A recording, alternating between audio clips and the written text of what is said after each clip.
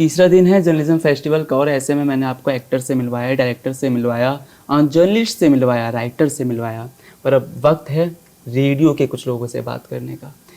बहुत मुश्किल हो जाता है आवाज़ से अपनी पहचान बनाना, और ख़ास तौर पर जर्नलिज्म के क्षेत्र में जब आप टीवी के सामने होते हैं तो एक बार के लिए आपका चेहरा लोग पहचान जाते हैं, पर रेडियो के पीछे कहीं ना कहीं चेहरा गायब हो जाता है और आवाज़ आपकी पहचान बनाती है।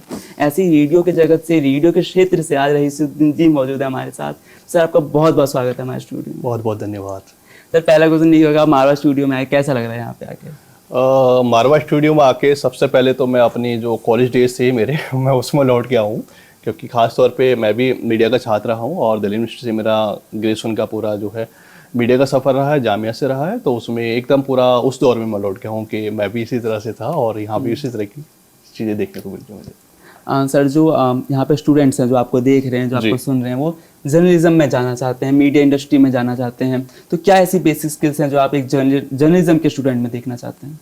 देखिए, मैं कहूँगा सबसे पहले तो अपने आप को पहचाने। अपने आप से पहचानने से मतलब ये है कि आप जो है इन्फ्लुएंस या फिर किसी के और पे कहने पे जर्नलिज्म फील्ड चूज नहीं करें, क्योंकि ये फील्ड अपने आप में एक डिफरेंट फील्ड है। यहाँ पे आपको 24 आवर्स की जॉब हो सकती है, ऑड आवर्स हो सकते हैं, और ख़ास तौर से एक जो आपका ये कहें कि एफर्ट है वो और सेक्टर के मुकाबले ज़्यादा हो सकता है। तो आप इसमें फिट करते हैं नहीं करते हैं उस पर आप चूज़ करें। और सेकेंडरी में कहूँगा कि आपका खुद का टैलेंट क्या है, आप क्या कर सकते हैं, किस में बेस्ट कर सकते हैं, उस सारी चीज़ों को आप देखने के बाद में, कैलकुलेट करने के बाद में इस फील्ड में आ सकते हैं। सर आप ऑल इंडिया रेडियो में सीनियर एंकर भी आप वर्क कर रहे हैं? नहीं, मैं वहाँ पे कॉरेस्पॉन्डेंट हूँ। कॉरेस्पॉन्डेंट आप। सर अगर मैं रेडियो की बात करूँ तो रेडियो में भी न्यूज़ आती है जी, और टीवी में भी न्यूज़ आती है, न्यूज़पेपर पे भी न्यूज़ आती है, तो रेडियो का उन सब से कैसे अलग है? देखिए, रेडियो में हमारे सामने एक बड़ा चैलेंज ये होता है कि वहाँ पे हमारा लिसनर होता है। वहाँ पे सिर्फ हमारी आवाज़ ही हमारे लिसनर को इन्फॉर्मेशन देती है, उसको बांध के रखती है, या एक प्रॉपर जो भी उसको इन्फॉर्मेशन देनी होती है हमें, वो हमें उसको पहुँचानी होती है। तो ये टीवी से बिल्कुल पूरी तरह से डिफरेंट है। इसका स्क्रिप्टिंग कहें या फिर एक पूरा न्यूज़ का पैकेजिंग कहें, वो बिल्कुल डिफरेंट है। तो ये चैलेंजिंग भी होता है, या फिर आप एक लॉन्ग टाइम अगर काम करते हैं और सारी चीज़ों को प्रैक्टिस में आ जाती है तो बहुत स्मूथ भी हो जाता है, कोई इसमें इशू नहीं है। सर मैं मीडिया की बात करूं, क्योंकि ऑल इंडिया रेडियो सबसे पुराना जो हमारा मीडिया का स्रोत है, तो ऑल इंडिया रेडियो की बात करूं मैं, तो जब भी मीडिया थी अब भी मीडिया है, आपने जब से लेके अब तक क्या चेंज देखा? क्योंकि आप भी स्टार्टिंग में जब सुनते होंगे ऑल इंडिया रेडियो में, अब आप वहाँ पे काम कर रहे हैं, तो आपने क्या चेंज देखा? देखिए, सबसे बड़ा तो यही है कि जिस चीज़ को हम सुन के बड़े हुए या फिर करियर के दौरान में उस चीज़ को पढ़ा, कॉलेज के दौरान पढ़ा और आज वहाँ पे काम कर रहे हैं, तो ये अपना आप में एक बड़ा प्राउड मोमेंट है मेरे लिए कि मैं वहाँ का काम करता हूँ और वहाँ का एक बड़ा हिस्से में हूँ मैं।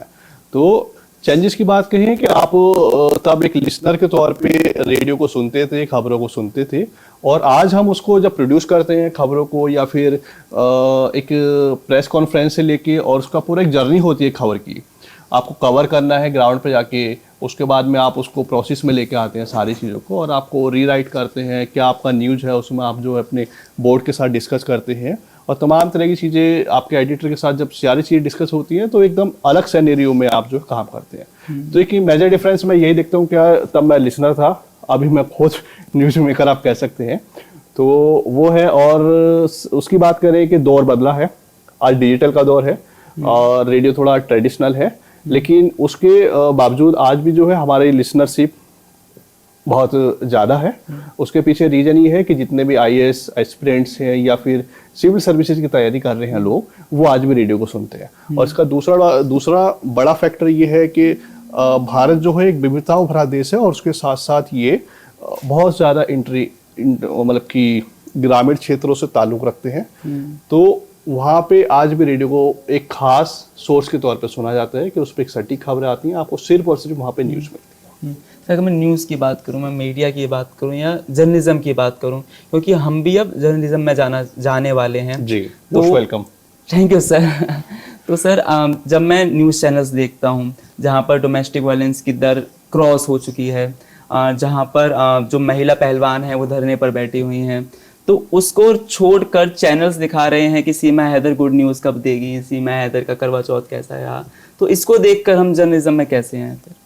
देखिए, ट्रेंड चेंज क्या है, मैं आपसे सहमत हूँ, लेकिन चीज़ें क्या है कि ये मैटर करता है ऑर्गेनाइजेशन टू ऑर्गेनाइजेशन, ठीक है। और अपने चैनल की या फिर ऑर्गेनाइजेशन की पॉलिसीज़ होती हैं, तो मुझे ऐसा लगता है कि लोग उसी को ज़्यादा कैरी करते हैं। हालांकि मैं इसको थोड़ा सा गलत भी मानता हूँ कि जो मेन न्यूज़ है या जो खबरें हैं पब्लिक इंटरेस्ट की, हमें उस पर फोकस करना चाहिए रेदर देन कि एंटरटेनमेंट है। नो डाउट एंटरटेनमेंट है या कुछ चीज़ें हैं, उसको थोड़ा सा हमें कट डाउन करने की ज़रूरत है। वही सर, एक काफ़ी फेमस जर्नलिस्ट है, मैं नाम नहीं लूँगा उनका, उन्होंने हाल ही में न्यूज़ इंडस्ट्री को छोड़ के अपना यूट्यूब चैनल स्टार्ट कर लिया, अपना खुद का स्टार्ट कर लिया। वो कहते हैं कि आपका आज का जो युग है वो अंधकार का युग है मीडिया का। तो आप मानते हैं इस बात को, क्योंकि बहुत बड़ा नाम ये चीज़ कह रहे हैं? नहीं, अंधकार का तो नहीं है। हालांकि ये है कि जिस मूल्य के साथ में पत्रकारिता शुरू हुई थी या हम लोग भी पढ़ते आए हैं, वो कहीं ना कहीं आज थोड़ा सा शिफ्ट हुआ है। और फिर से मैं जाऊँगा कि आपकी इंडिविजुअल अपनी पर्सनैलिटी है, आपका जो है इंडिविजुअल पॉलिसीज़ है, आप कहाँ पे अपने आप को सेट कर पाते हैं या उसको अकॉर्डिंग मानते हैं। तो जो नहीं कर पा रहे हैं, अपने अपने खुद की वैल्यूज़ हैं, वो उसके साथ अलग हो रहे हैं। सर वही बात करूँ तो मीडिया अब ट्रांसफर हो रही है, वो सोशल मीडिया पर आ गए हैं काफ़ी सारे। बिल्कुल। प्रिंट भी अब सोशल मीडिया पे आ गया है, रेडियो के पॉडकास्ट खुल गए हैं, जी। टीवी वालों ने अपना यूट्यूब चैनल स्टार्ट कर लिया, इंस्टा पेज स्टार्ट कर लिया है। इसको किस हद तक आप सही मानते हैं? क्योंकि अब जो मीडिया से निकल भी रहा है वो भी अपना सोशल मीडिया पर जा रहा है, तो उनके पास शायद एक वो नहीं होगी कि कितना सही वो बता रहे हैं जितना न्यूज़ चैनल वाले बताते हैं, पर लोग अब सोशल मीडिया पे आ गए हैं कि वो जो बता रहे हैं वो सब सही है। हाल ही में पूनम पांडे वाला केस जो हुआ था, उन्होंने डाला, पूरी मीडिया इंडस्ट्री में दिखा दिया गया और सबने उसको सच भी मान लिया। तो सोशल मीडिया का ऐसा हावी हो जाना, उसको आप कैसे देखते हैं? देखिए, ये तो डिफ्रेंशिएट आपको करना पड़ेगा कि क्या न्यूज़ है और क्या न्यूज़ नहीं है। नो डाउट आज का जो दौर है वो इन्फ्लुएंस का दौर थोड़ा सा मैं ज़्यादा देख पा रहा हूँ कि इंस्टाग्राम और तमाम तरह के जो डिजिटल प्लेटफॉर्म्स हैं उस पर एकदम क्रांति आई है उस तरह से।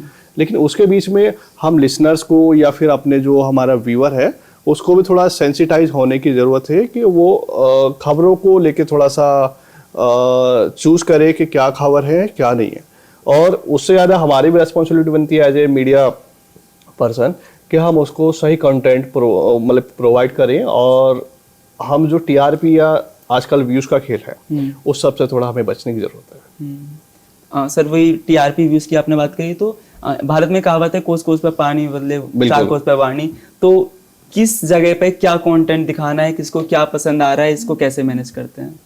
इसको देखिए, मुझे ऐसा लगता है कि जितना एक तो आजकल जो डिजिटल प्लेटफॉर्म्स हैं उनका अपना कुछ एल्गोरिदम है या फिर अलग उनका कुछ फैक्टर है जिसकी वजह से वो कुछ डिसाइड करता है, वो सजेस्ट करता है, और लोग एक रात में फेमस होना चाहते हैं या मतलब कि एक रात के अंदर जो है वो अपने आप को वायरल होना चाहते हैं। तो मुझे ऐसा लगता है कि वो अलग तरह के कंटेंट बनाने की कोशिश कर रहे हैं और वो हो भी जाते हैं, पर मुझे लगता है कि उसमें कहीं ना कहीं बहुत सारी चीज़ें कमियां हैं कि लोग अपनी लाइफ को मतलब कि रिस्क पे रख के ट्रेंड के सामने कंटेंट क्रिएट कर रहे हैं या फिर तमाम तरह की चीज़ें कर रहे हैं, और वो बहुत ही रिस्की है। तो उस सारी चीज़ों से बचने की ज़रूरत है। सर उसी से रिलेटेड मेरा एक क्वेश्चन है कि एक कहावत है कि लश्कर भी तुम्हारा है, सरदार तुम्हारा है, तुम झूठ को सच लिख दो, अखबार तुम्हारा है। मीडिया ट्रायल्स भी काफी सारे होते हैं, तो कुछ नेगेटिव पॉइंट्स भी हैं, वो कैसे आप उसको आप कैसे देखते हैं? नहीं, नो डाउट कि जहाँ पे अच्छी चीज़ें होती हैं वहाँ बुरी चीज़ें भी होना लाजमी है। तो यही है कि हर ऑर्गेनाइजेशंस के अपने रूल रेगुलेशंस होते हैं, अपनी वैल्यूज़ होती है, अपना पॉलिसीज़ होती है, तो वो जैसे कार्य करते हैं वो करते हैं। हालांकि मैं यही कहूँगा कि जो जिस मकसद के साथ आपका ऑर्गेनाइजेशन है या एक पब्लिक इंटरेस्ट के साथ आप जो न्यूज़ चैनल ओपन कर रहे हैं, रन कर रहे हैं, कोई भी प्लेटफॉर्म है, उस पर भी आप थोड़ा फोकस करें तो वो ज़्यादा वेल्दी रहेगा। सर क्योंकि मैं अब देखता हूँ कि आज के वक्त में जैसे रिया चक्रवर्ती का भी केस आया था, शाहरुख खान के बेटे आर्यन खान का केस आया था, तो उनकी इमेज इस हद तक खराब कर दी गई मीडिया की, बल्कि ऐसा कुछ प्रूफ निकला नहीं, तो वो कैसे देखें? तो मैंने यही कहा कि आपको जो है एज ए मीडिया ऑर्गेनाइजेशन में कह रहा हूँ कि मीडिया ऑर्गेनाइजेशन को खुद में देखने की ज़रूरत है क्या पब्लिक इंटरेस्ट है क्या नहीं है। मीडिया ट्रायल से बिल्कुल ही हमें बचने की ज़रूरत है, और ये छोटे लेवल पे नहीं, बोर्ड लेवल पे भी थोड़ा सा सवाल है कि वो अपने आप को थोड़ा सा रिफाइन करें और अच्छी चीज़ों को सोचें और करें। तो बस मैं इस पर ज़्यादा नहीं कहूँगा कुछ। ठीक है सर, कुछ बचकानी चीजें भी कई बार दिखा देते हैं, जैसे एक मीम वायरल हुआ था, मुझे रक्स दो करके एक मीम वायरल हुआ था, फिर एक एंकर अम्ब्रेला लेकर स्टूडियो में वो हो रहे हैं, तो ये सब चीजें जरूरी हैं क्या? नहीं, मैं बिल्कुल ज़रूरी नहीं मानता, क्योंकि ख़ास तौर पे जो अभी मीडिया इंडस्ट्री में देखने को मिल रहा है वो थोड़ा सा अलग ही देखने को मिल रहा है, और कहीं ना कहीं उसके पीछे सारी चीज़ें हैं, वो टीआरपी का कहीं ना कहीं दौर है। तो या फिर मुझे ऐसा लगता है कि वो लोग अपने आप को कंपेयर कर रहे हैं डिजिटल प्लेटफॉर्म से, कि वहाँ पे जैसे इंस्टाग्राम पे कोई भी एक रील है तो आराम से उसको वायरल हो जाती है, या फिर फेसबुक के अलग माध्यम है, या फिर डिजिटल के कोई भी माध्यम है। तो मुझे ऐसा लगता है कि वो जो उस पर ट्रेंड है उसी को अपने यहाँ पे इम्प्लीमेंट करना स्टार्ट करते हैं, तो कहीं ना कहीं वो भी इन्फ्लुएंस है। तो वो इन्फ्लुएंस से बचने की ज़रूरत है और खुद में अच्छा कंटेंट क्रिएट करें। चलिए सर, बहुत बहुत शुक्रिया। जाते जाते कोई भी मैसेज देना चाहे हमारे लिसनर्स को? हाँ, लिसनर्स को मैं यही कहूँगा खास तौर से कि लिसनर्स से ज़्यादा आपका जो लिसनर्स है मोस्टली मीडिया इंडस्ट्री में आने वाले युवक ही हैं। तो सबसे पहले आप जो है अपने आप को जाने, अपनी पर्सनैलिटी को पहचाने। आप शहर के या गांव के या भारत के किस हिस्से से ताल्लुक़ रखते हैं ये मैटर नहीं करता, लेकिन आप खुद को पहचाने पहले। और अगर आप पत्रकारिता में आना चाहते हैं, जर्नलिज्म के क्षेत्र में आना चाहते हैं, तो आज का दौर जो थोड़ा इजी भी हुआ है। आप सोशल मीडिया के माध्यम से कुछ भी अच्छा चीज़ें स्टार्ट कर सकते हैं, ब्लॉगिंग कर सकते हैं, राइटिंग कर सकते हैं। और अगर आपका कंटेंट है तो सब्र रखिए, आज नहीं तो कल वो आपको रिकॉग्नाइजेशन मिलेगा, वैलिडेशन मिलेगा। और मैंने ऐसी भी चीज़ें देखी हैं, एक छोटे से गांव का लड़का अपने कंटेंट के माध्यम से आज बड़े मीडिया ऑर्गेनाइजेशंस में काम कर रहा है।